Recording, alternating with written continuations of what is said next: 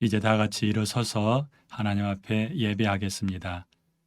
화면에 나오는 찬송가 1절, 2절 나오는 동안 함께 조용히 하나님께 온전히 드리는 예배가 되기를 원합니다. 우리 예배를 도와주세요 라고 묵상으로 기도하고 3절은 함께 부르도록 하겠습니다. 만유의 주제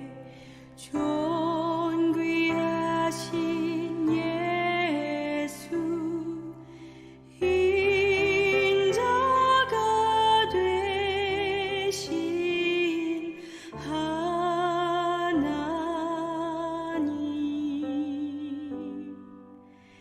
나 사모하여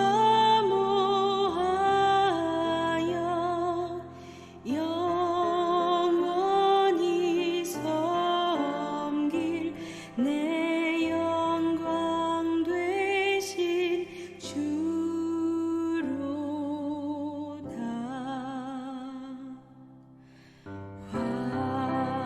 화려한 동산 무성한 저수목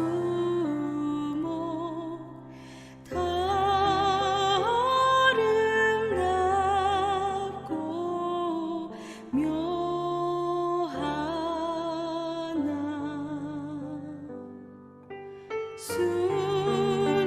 순결한 예수 더 아름다워 봄 같은 기쁨 주시네.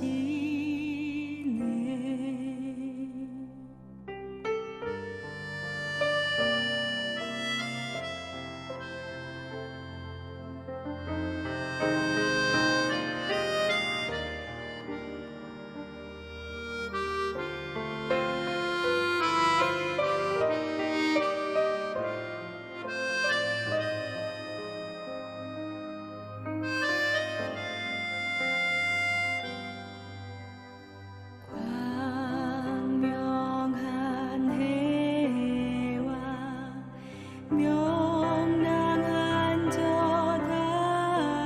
달빛 수많은 별들 빛이 나 주 예수 빛은 더 찬란하여 참 비교할 수 없도다.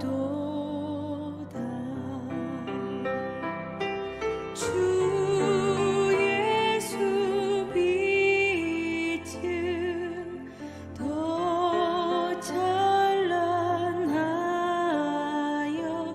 참 비교할 수 없도다.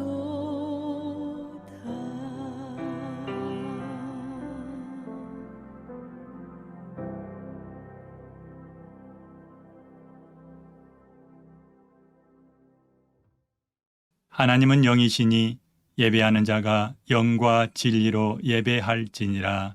아멘.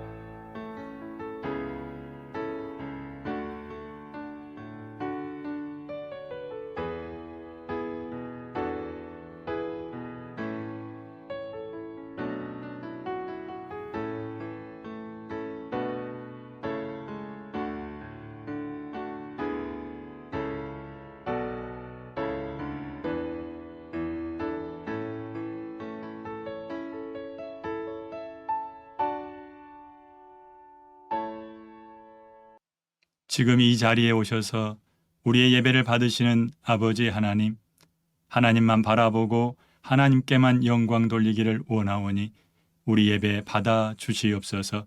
온 마음으로 하나님을 찬양하게 하시고 전심으로 하나님의 말씀에 귀 기울이게 하여 주시옵소서. 하나님께만 영광 돌리며 예수님 이름으로 기도합니다. 아멘.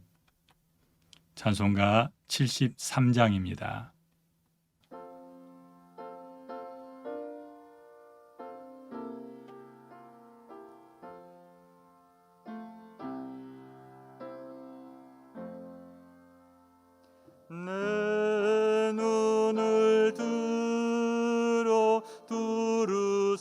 살피니 산악이라. 날 돕는 구원 어디서 오나 그 어디서 하늘과 땅을 지은 여호와 날 도와주심 확실하도다. 주께서 나의 가는 곳마다 지키시며 졸지도 않고 깨어 계셔서 늘 지키네.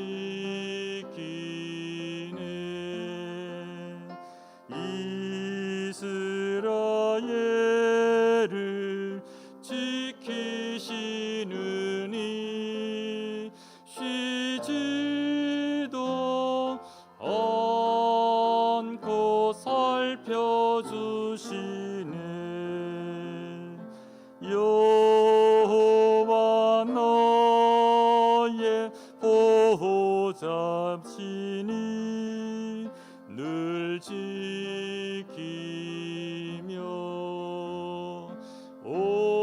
오른팔 들어 보호하시고 그늘 되네. 낮에는 해가 성치 못하며 또 밤에 달이 해치 못하네. 여호와 나의 영혼 지키사 돌보시며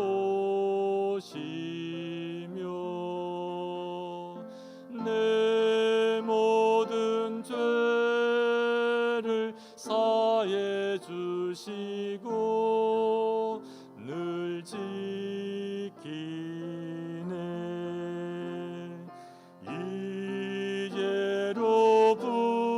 이제로부터 영원 무궁히 주 나의 주님 지켜주시리.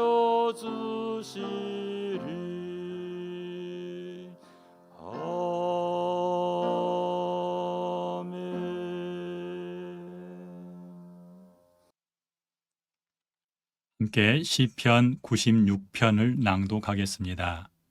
시편 96편입니다. 새 노래로 여호와께 노래하라. 온 땅이여 여호와께 노래할지어다. 여호와께 노래하여 그의 이름을 송축하며 그의 구원을 날마다 전파할지어다. 그의 영광을 백성들 가운데에 그의 기이한 행적을 만민 가운데에 선포할지어다. 여호와는 위대하시니 지극히 찬양할 것이요 모든 신들보다 경외할 것이며 만국의 모든 신들은 우상들이지만 여호와께서는 하늘을 지으셨음이로다. 존귀와 위엄이 그의 앞에 있으며 능력과 아름다움이 그의 성소에 있도다. 만국의 족속들아 영광과 권능을 여호와께 돌릴지어다. 여호와께 돌릴지어다. 여호와의 이름에 합당한 영광을 그에게 돌릴지어다. 예물을 들고 그의 궁정에 들어갈지어다. 아름답고 거룩한 것으로 여호와께 예배할지어다. 온 땅이여 그 앞에서 떨지어다. 아멘. 신앙 고백하겠습니다. 전능하사 천지를 만드신 하나님 아버지를 내가 믿사오며 그 외아들 우리 주 예수 그리스도를 믿사오니 이는 성령으로 잉태하사 동정녀 마리아에게 나시고 본디오 빌라도에게 고난을 받으사 십자가에 못 박혀 죽으시고 장사한 지 사흘 만에 죽은 자 가운데서 다시 살아나시며 하늘에 오르사 전능하신 하나님 우편에 앉아 계시다가 저리로서 산 자와 죽은 자를 심판하러 오시리라. 성령을 믿사오며 거룩한 공예와 성도가 서로 교통하는 것과 죄를 사하여 주시는 것과 몸이 다시 사는 것과 영원히 사는 것을 믿사옵나이다. 아멘. 이제 앉으셔서 찬송가 363장 하나님께 드리겠습니다.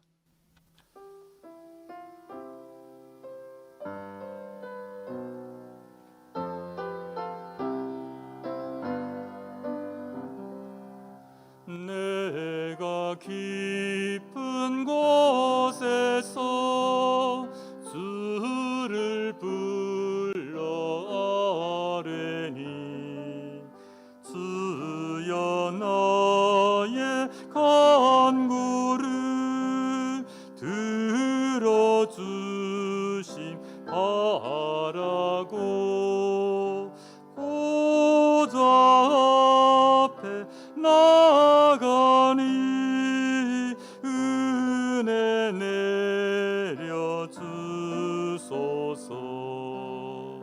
주가 죄를 살피면 누가 능히 서리요. 오직 주만 모든 죄 용서하여 주시니 주님 앞에 떨면서 용서하심 빕니다. 파수꾼이 새벽을 기다리고 바라듯 나의 영혼 주님만 간절하게 바라고 이스라엘 백성아 주를 바라보아라.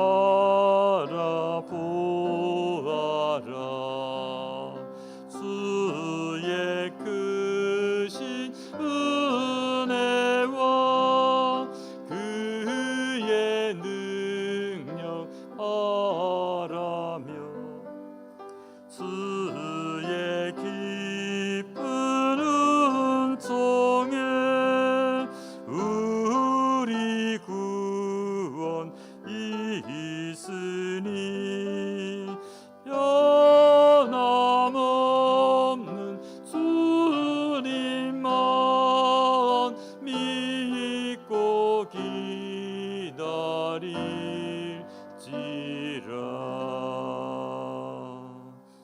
아멘.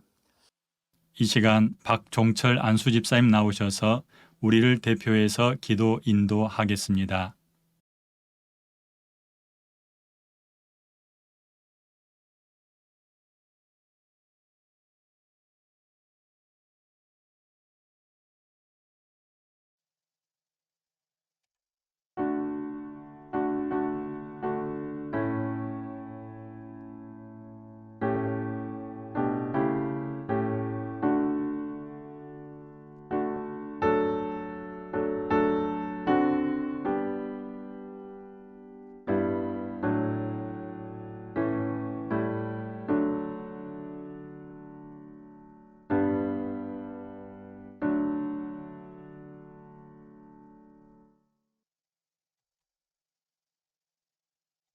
하나님의 말씀 함께 보도록 합니다.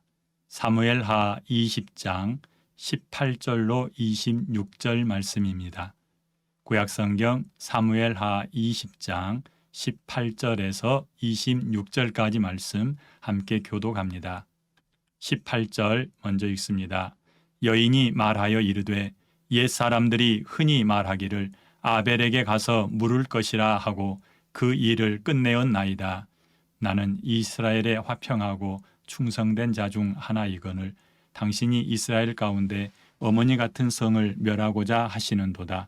어찌하여 당신이 여호와의 기업을 삼키고자 하시나이까 하니 요압이 대답하여 이르되 결단코 그렇지 아니하다.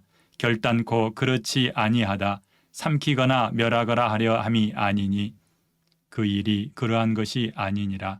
에브라임 산지 사람 비그리의 아들 그의 이름을 세바라 하는 자가 손을 들어 왕 다윗을 대적하였나니 너희가 그만 내주면 내가 이 성벽에서 떠나가리라 하니라. 여인이 요압에게 이르되 그의 머리를 성벽에서 당신에게 내어 던지리이다 하고 이에 여인이 그의 지혜를 가지고 모든 백성에게 나아가매 그들이 비그리의 아들 세바의 머리를 베어 요압에게 던진지라. 이에 요압이 나팔을 불매 무리가 흩어져 성읍에서 물러나 각기 장막으로 돌아가고 요압은 예루살렘으로 돌아와 왕에게 나아가니라. 요압은 이스라엘 온 군대의 지휘관이 되고 여호야다의 아들 브나야는 그렛 사람과 블렛 사람의 지휘관이 되고 아도람은 감역관이 되고 아힐룻의 아들 여호사밧은 사관이 되고 스와는 서기관이 되고 사독과 아비아달은 제사장이 되고 함께 읽습니다. 야일 사람 이라는 다윗의 대신이 되니라. 아멘. 함께 기도하겠습니다. 좋으신 아버지 하나님 감사합니다. 이렇게 하나님 앞에 모여서 예배할 수 있는 것이 우리에게 큰 복입니다. 아버지 하나님, 이 시간 말씀 함께 읽고 말씀 같이 듣기를 원합니다. 우리 가운데 좌정하셔서 우리의 마음을 만지시고 우리의 생각을 만지시고 우리의 감정을 조절하여 주시옵소서. 하나님 말씀 앞에 반응 보이는 시간이 되게 하여 주시옵소서. 감사하며 예수님 이름으로 기도합니다. 아멘. 오늘 함께 읽은 사무엘하 20장은 압살롬이 죽고 그를 따르던 이스라엘 백성들이 모두 흩어진 후에 다윗이 예루살렘으로 돌아오는 과정이 일어난 큰 사건을 다루고 있습니다. 우리는 이 사건과 얽혀있는 사람들의 행동을 정리하면서 그 사이에 흐르고 있는 하나님의 섭리를 찾아보려고 합니다. 여러분은 설교를 듣는 내내 누가 다윗 왕국을 든든히 세워가는데 가장 큰 공을 세웠는지를 찾아보시기 바랍니다. 압살롬은 유다뿐 아니라 북쪽 이스라엘 사람들을 선동하여 반역을 일으켰습니다. 북과 남의 갈등을 이용하여 다윗을 향하던 힘을 자신에게 돌렸던 것입니다. 그리고 그 세력이 다윗의 남은 군사를 능가할 만큼 강력하였습니다. 하지만 압살롬의 죽음으로 그의 반역은 끝이 나고 그를 따르던 북쪽 이스라엘 사람들이 각기 집으로 돌아갔습니다. 다윗이 아직 예루살렘으로 돌아가기도 않은 때에 북쪽 사람들이 생각하기를 다윗이 우리를 원수의 손에서 건져냈고 또 블레셋 사람들에게서 구원해 주었는데 우리가 그걸 모르고 반역했었다라고 깨닫고 다시 다윗을 왕으로 모시기로 결정합니다. 그리고 1000명이 넘는 사람들이 다윗을 호위해서 예루살렘으로 가려고 다윗을 찾아왔습니다. 그 중에는 다윗을 저주했던 시므이도 있었고요. 또 사울 집안의 종이었던 시바도 있었고 시바의 주인인 무비보셋도 함께하고 있었습니다. 그런데 사무엘하 19장 40절을 보니까 왕이 길갈로 건너올 때에 유다 백성뿐만 아니라 이스라엘 백성들 절반이 나가 왕과 함께 건넜다라고 말합니다. 다윗 왕이 요단을 건너 길갈로 들어올 때에 이스라엘 사람들이 1000명이 아니라 훨씬 더 많아서 백성의 절반 정도 따랐다라는 얘기입니다. 이런 상황에서 다윗은 이상한 선택을 합니다. 자기를 따르는 북쪽 이스라엘 10지파의 힘을 빌려서 예루살렘으로 들어가지 않고 멈춰서서 유다 족속에게 사람을 보내서 왜 이스라엘도 나를 왕으로 추대하는데 너희는 나를 왕으로 데려가지 않느냐라고 호통하는 거죠. 그래서 유다 백성이 와서 다윗 왕을 추대하고 다시 요단을 건너 예루살렘으로 들어갑니다. 사울 족속인 베냐민 지파 사람들이 주축이 되어서 다윗 왕을 모시고 가려는데 유다 지파 사람들이 와서 그걸 가로챈 겁니다. 그래서 북쪽 이스라엘 사람들과 상의도 하지 않은 채 남쪽 유다 지파만 다윗 왕을 모시고 예루살렘으로 향하여 행진합니다. 그러니 북쪽 이스라엘 사람들이 얼마나 화가 나겠습니까? 사울이 속해 있던 베냐민 사람들이 사울 가문이 아니라 다윗을 왕으로 모셔가려 온 것인데 그 결단이 있었을 텐데 다윗은 그 사람들을 왕따시키고 유다 사람들을 따라 요단을 건너 예루살렘으로 향하는 겁니다.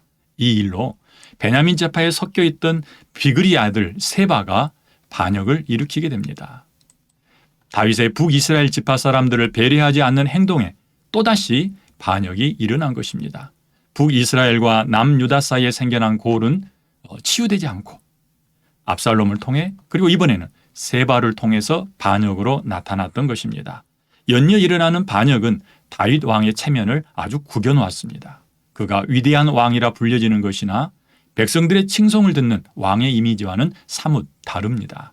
아들의 반역을 제압하고 나니 곧이어 베냐민 지파를 주축으로 또 다른 반역이 일어나 그의 통치력까지 의심받을 그런 상황이 되었습니다. 비그리의 아들 세바가 반역을 일으킨 이유는 무엇이었을까요?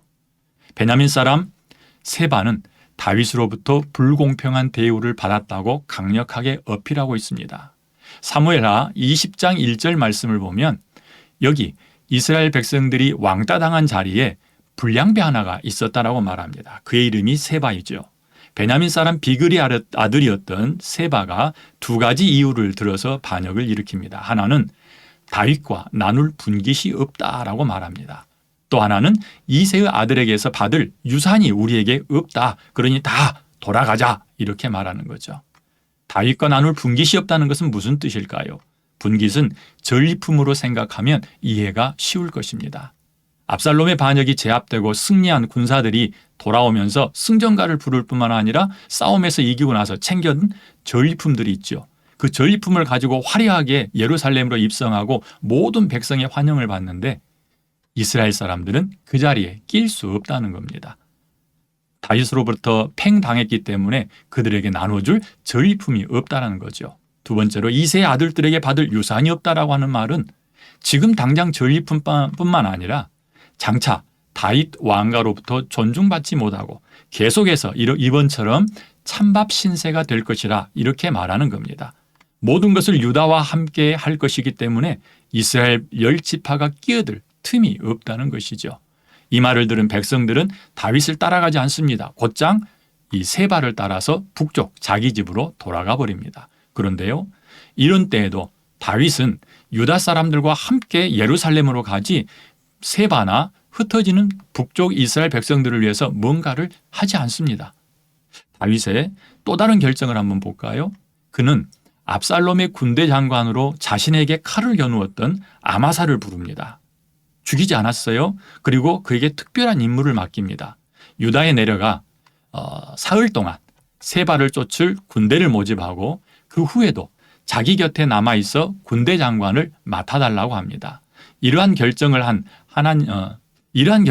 이 다윗이 좀 이상하게 보입니다. 그는 아주 중대하게 이 결정을 한 것 같아요.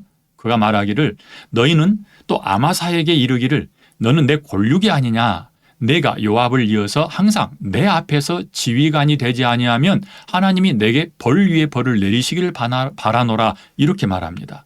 그러니까 하나님의 이름을 걸고 아마사를 자기의 군대 장관을 삼겠다라고 말하고 있죠. 왜 그랬을까요?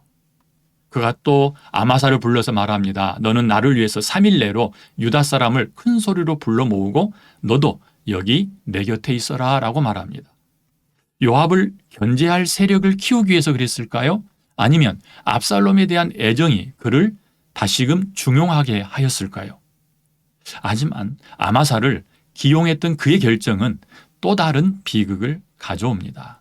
그가 군대를 모집하러 유다에 갔는데 사흘을 넘기게 됩니다. 그래서 다급한 다윗이 급하게 요압과 그의 동생을 보내서 세바를 추격하게 하죠. 세바를 제압하러 출정한 요압이 군대 모집하러 갔다 돌아오는 아마사를 길가에서 만나게 돼요. 그래서 요압이 그를 죽여버립니다. 이것이 또 다른 비극입니다. 백성들을 세바를 뒤쫓다가 백성들은 세바를 뒤쫓다가 죽은 아마사를 보면서 그 자리에 멈춰서요. 그러자 한 젊은이가 아마사를 버리고 요압을 따라라라고 외치게 됩니다. 이 장면만 봐도 아마사와 요압 사이에 서로 아마사를 따르는 사람, 요압을 따르는 사람들이 있었고 그 권력 투쟁이 일어나고 있다는 것을 알 수 있습니다. 아마사를 추종하는 사람들이 따로 있었다는 거지요. 이 일은 우리로 하여금 다윗의 힘이 얼마나 약한지 중앙으로 집권 이렇게 딱 모아지지 않고 분산되어 있다는 것을 짐작하게 하는데 오히려 권력 면에서 보면은 요압보다도 못하는 것 같습니다. 여기까지 살펴보면 다윗 왕국이 유다에서 이스라엘로 확장되고 더 강한 군대를 이루는 일에 다윗이 긍정적인 영향을 줬다고 보기에는 어려운 부분이 있습니다. 화합되지 못하고 오히려 분열되었으며 요압과 아마사의 일을 보아도 내부에서조차 잡음이 있었다는 것입니다. 최소한 다윗 자신은 든든한 다윗 왕국의 조력자로서의 역할을 제대로 수행하지 못하였습니다. 그래도 왕국이 든든히 서가는 것은 하나님의 은혜입니다. 다윗이 아니라 하나님이 하신 일입니다. 요압도 한번 살펴볼까요? 우리는 요압에 대해서 살필 때 아주 재미있는 구절을 하나 찾을 수가 있어요. 그는 다윗에 굉장히 가까이에서 다윗을 모시는 사람이었는데 그의 마지막은 어떻게 되냐면요. 다윗이 솔로몬을 불러서 그런 유언을 남겨요. 수르야의 아들 요압이 내게 행한 일, 곧 이스라엘 군대의 두 사령관 넬의 아들 아브넬과 예델의 아들 아마사에게 행한 일을 내가 알거니와 그가 그들을 죽여 태평시대에 전쟁의 피를 흘리고 전쟁의 피를 자기 허리에 띤 띠와 발에 신은 신에 묻혔으니 내 지혜대로 행하여 그의 백발이 평안히 수월에 내려가지 못하게 하라라고 유언을 한 겁니다. 왜 그랬을까요? 분명 다윗과 요압 사이에는 보이지 않는 완력이 있었습니다.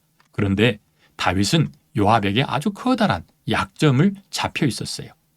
다윗이 밧세바와 범죄하고 나서 우리아를 죽일 때에 그 계략에 요압이 가담했거든요.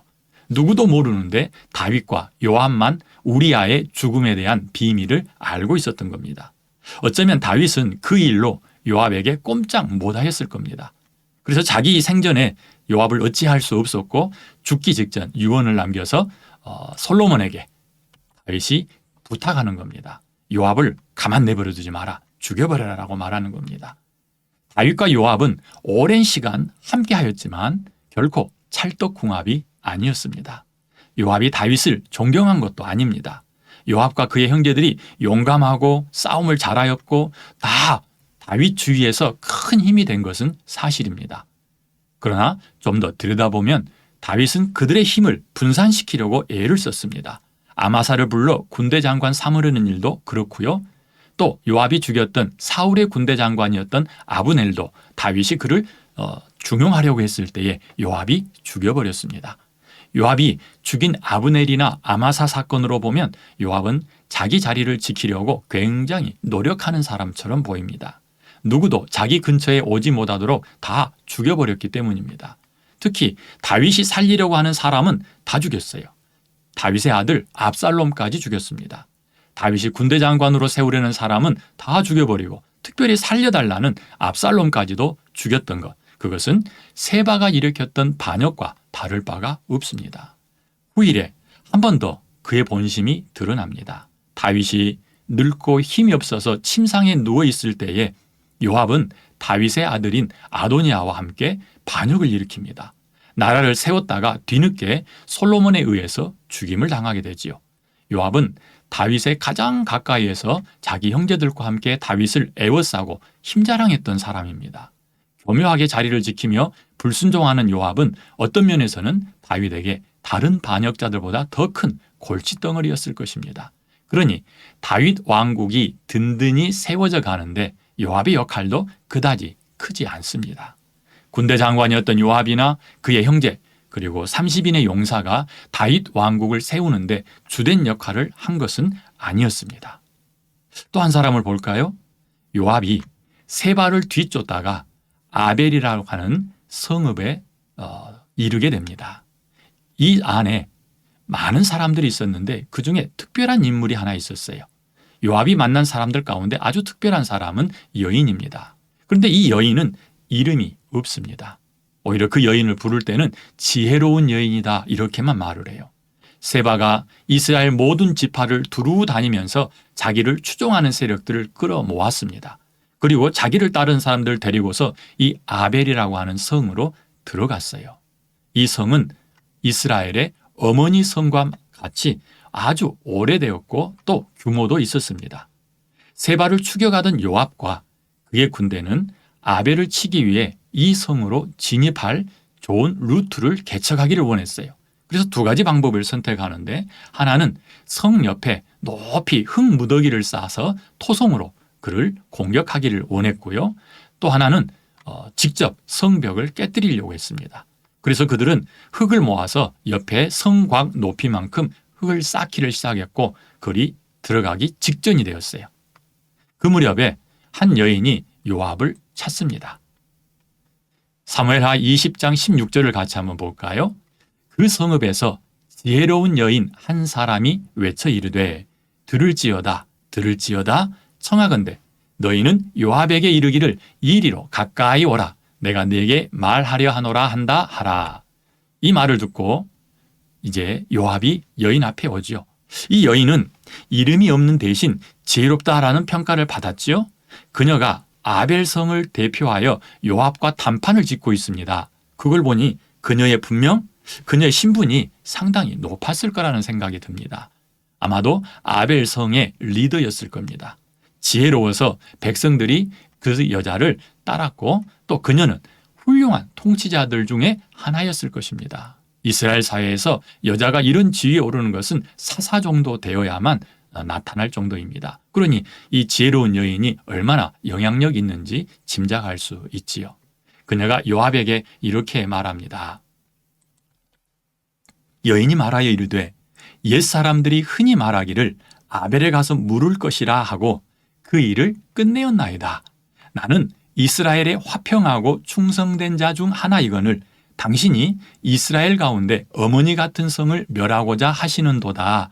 어찌하여 당신이 여호와의 기업을 삼키고자 하시나이까 하니. 자, 여인이 세 가지를 말하고 있습니다. 하나는 옛날부터 사람들은 아벨에게 가서 물어봐라. 문제가 생기면 잘 모르겠거든. 아벨에 가서 지혜 있는 사람을 찾아서 물어봐라. 아벨성에 지혜로운 사람이 있다라는 뜻이겠죠. 두 번째로는 나는 이스라엘의 화평하고 충성된 자 중에 하나다. 나는 이스라엘을 사랑하는 사람이다. 나는 하나님을 경외하는 사람이다. 이런 뜻입니다. 세 번째로는 당신이 이스라엘 가운데 어머니 같은 성을 멸하고자 하십니까? 라고 말하죠. 그만큼 이 아벨성은 하나님 편에 속하여 있고 오래되어 있고 정통적으로 이스라엘에 속한 성이다라는 것입니다. 아무 문제가 없다는 거죠. 반역할 만한 성이 아니다라는 것을 이 여인이 이렇게 어필하고 있는 겁니다. 옛사람들은 문제가 생기면 아벨에 있는 지혜로운 사람에게 물어서 해결하였답니다. 그리고 자신은 화평하고 충성스러운 사람입니다. 또 아벨은 결코 반역을 일으킬 만한 그런 성이 아니라 아주 충성스러운 이스라엘에 속한 성이라는 것입니다.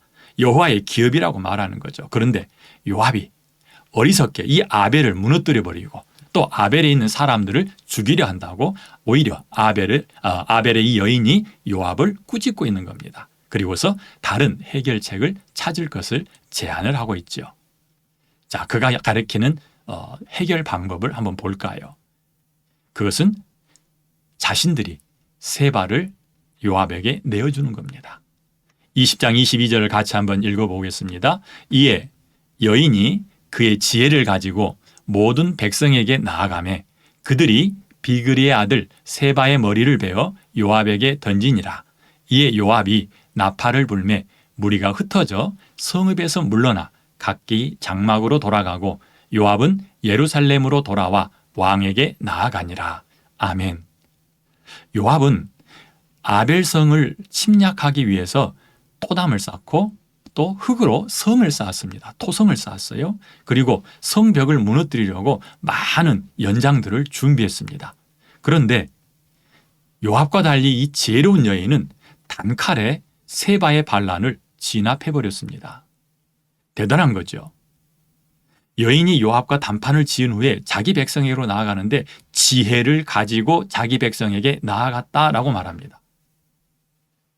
그가 이 지혜로운 계략을 가지고 백성들에게 나아갈 때에 그 성에 사는 모든 사람들 중에 반대하는 사람이 하나도 없었습니다. 세 발을 따라서 들어왔던 군인들조차 반대하지 않습니다. 이 여인의 지혜와 담판 능력은 아주 탁월합니다. 이름 없는 이 지혜로운 여인의 활동으로 세바의 반역이 피를 흘리지 않고 조용히 해결되었습니다. 그리고 다윗 왕국은 어떻게 됐습니까? 그 다음에 이렇게 이어진 말씀이 있어요.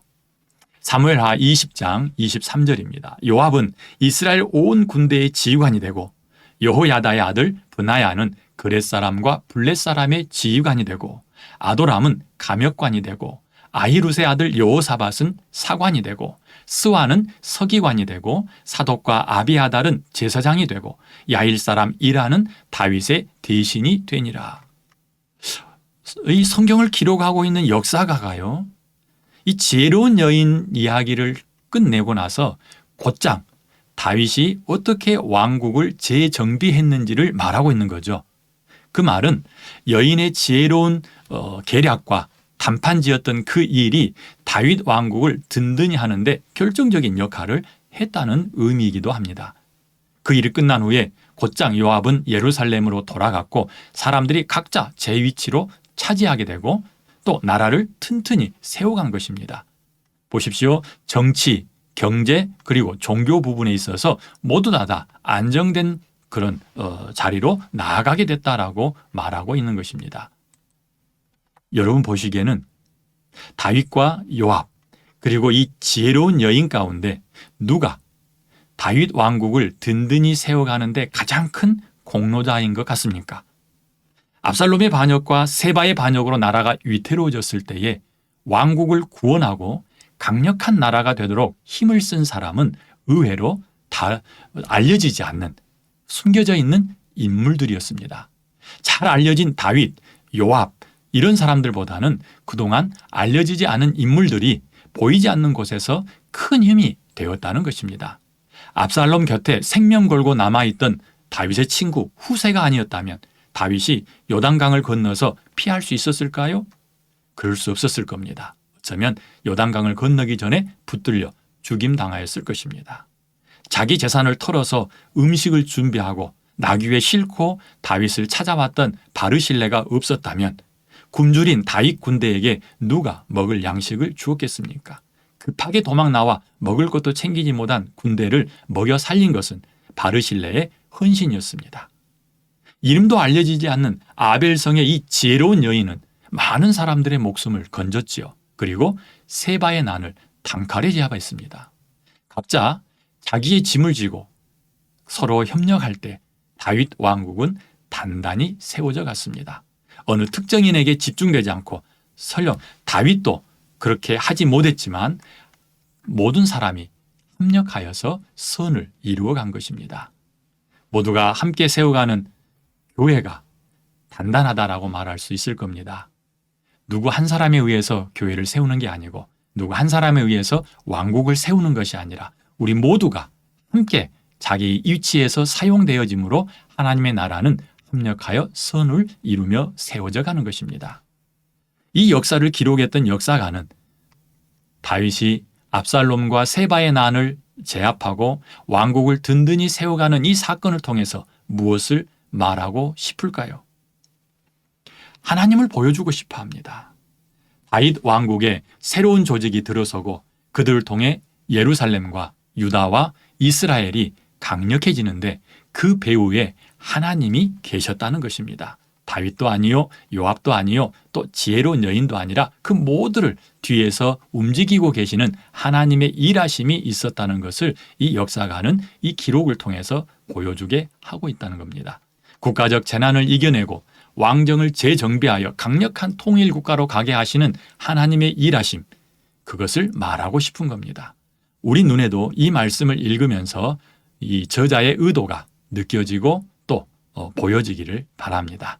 사람들 배후에서 일하시는 하나님께서 우리 인생 가운데 찾아오셨고 우리를 또 한 교회로 부르셨으며 우리 각자의 헌신과 우리의 열정을 모아서 아름다운 교회, 하나님이 기뻐하시는 교회의 모습으로 세워가시는데 하나님께서 거하실 만한 처소가 되도록 서로를 이용하시고 또 사용하실 줄로 믿습니다. 하나님께서 이루어 가심을 인정하시기를 바랍니다. 내가 있는 곳에는 항상 하나님이 함께 계시면서 우리를 영원히 떠나지 않으시고 끝까지 우리를 이끄실 줄로 믿습니다. 다윗 왕국을 보면서 우리를 다스릴 하나님 나라를 볼 수 있는 그런 은혜가 있기를 바랍니다. 성경의 원저자이신 하나님께서 지금 이 말씀을 통해서 그럼 우리에게 무엇을 말씀하고 싶으실까요? 다윗의 왕위를 견고하게 하시는 분은 하나님이십니다. 다윗이 유다를 의지하고 아마사를 기용해 보려 하지만 모두 더 좋지 않은 결과를 가져왔습니다. 요압이 욕심을 부렸지만 자신의 자리를 지키는 것은 자신의 권력이나 또 형제들의 힘이 아니었습니다. 우리가 누구를 의지하고 누구를 바라보아야 할지 고민해야 할 것입니다. 아니요, 고민할 필요가 없습니다. 우리가 의지할 분은 하나님 한 분밖에 없기 때문입니다. 우리 교회는 이 말씀을 어떻게 받고 적용해야 할까요? 우리가 속한 지역교회는 쉬지 않고 사단의 공격을 받고 있습니다. 압살롬처럼 내부에서 공격이 일어날 수도 있고요. 세바처럼 외부로부터 틈만 나면 사람들을 미혹하여 우리를 흔들려고 할 수 있습니다. 예배드리지 못하도록 방해하고 온갖 부정적인 말을 옮겨서 사람들이 서로 믿지 못하게 하고 의심하게 합니다.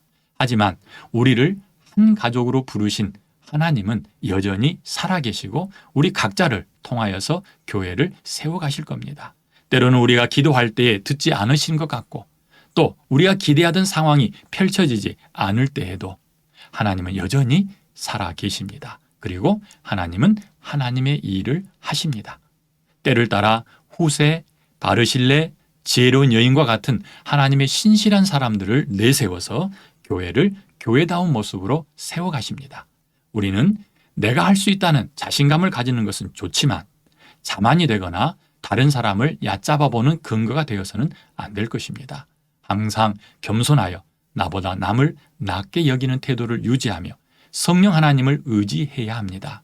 서로 경쟁하지 말고 서로의 부족한 부분을 채워주려고 애써야 할 것입니다. 물론 후세처럼 위험을 감수하거나 바르셀레처럼 자기 물질로 헌신하는 것이 필요하기도 합니다. 하지만 더욱 중요한 것은 지혜로운 여인이 여호와를 경외하는 삶을 살았던 것처럼 우리 각자가 여호와 하나님을 경외하는 삶을 살아야 합니다. 우리가 여호와 하나님을 경외할 때 이런저런 일을 감당할 수 있는 힘도 생길 수 있을 것이고 어떤 어려움 앞에서도 기쁨과 감사로 맞이하게 될 수 있기 때문입니다. 자, 이제 오늘 우리가 함께 살핀 말씀들을 이 야고보서 3장 13절로 18절 말씀으로 함께 요약해 보도록 하겠습니다. 같이 13절부터 18절까지 말씀을 읽도록 하겠습니다. 너희 중에 지혜와 총명이 있는 자가 누구냐? 그는 선행으로 말미암아 지혜의 온유함으로 그 행함을 보일지니라. 그러나 너희 마음속에 독한 시기와 다툼이 있으면 자랑하지 말라.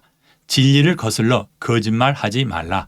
이러한 지혜는 위로부터 내려온 것이 아니요 땅 위의 것이요 정욕의 것이요 귀신의 것이니 시기와 다툼이 있는 곳에는 혼란과 모든 악한 일이 있음이라.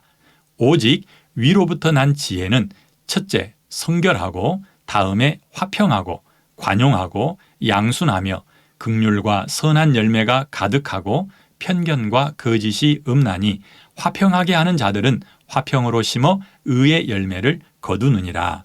아멘.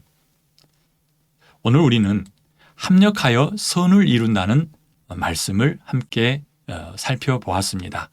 하나님께서 우리를 사용하여 하나님의 일을 이루어 가실 때에 서로 협력하는 자세가 되기를 바라고 방금 함께 읽었던 야고보서의 말씀처럼 우리 자신을 준비하여 하나님이 쓰실 만한 깨끗한 그릇이 다 되시기를 바랍니다. 기도하겠습니다. 하나님 감사합니다. 귀한 말씀 통해서 우리 자신이 어떠한 모습으로 하나님 나라를 섬겨야 될지 보게 하시니 감사합니다. 하나님, 어떤 특별한 사람이 아니라 모두를 사용하시는 하나님의 일하심을 보게 하시고 배후에서 일하고 계시는 하나님을 만나게 하시며 우리가 준비되어 지혜로운 여인처럼 하나님 앞에 유용하게 사용되어지게 하여 주시고 하나님, 우리의 희생과 우리의 헌신이 사람을 살리고 나라를 세워가는데 사용되게 하여 주시옵소서. 말씀 듣고 우리 자신을 다시 한번 돌아보는 사랑하는 주의 자녀들 가운데 주님 주신 큰 은혜가 있게 하여 주시옵소서. 감사하며 예수님 이름으로 기도합니다. 아멘. 이제 우리 함께 찬송가 210장 찬송하며 하나님 앞에 예물 드리겠습니다.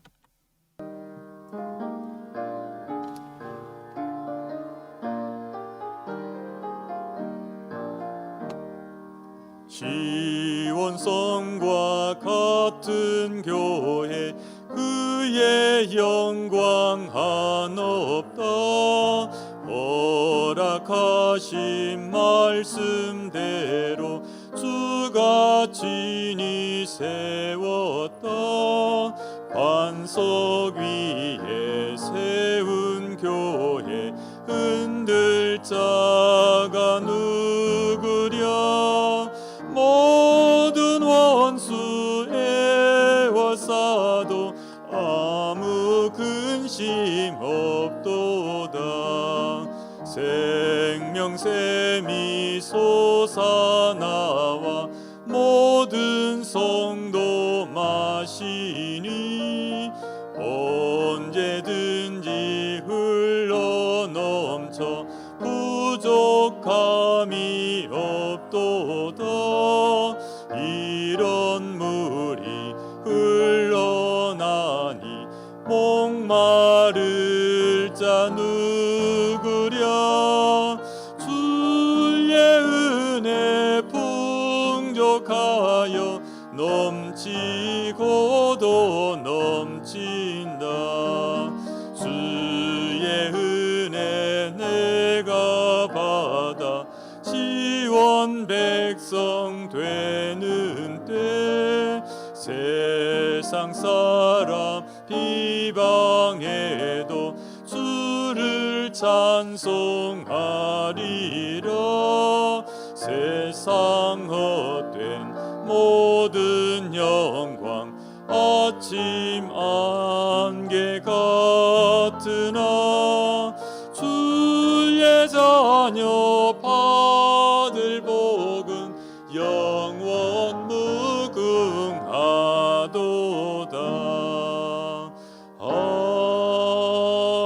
아멘.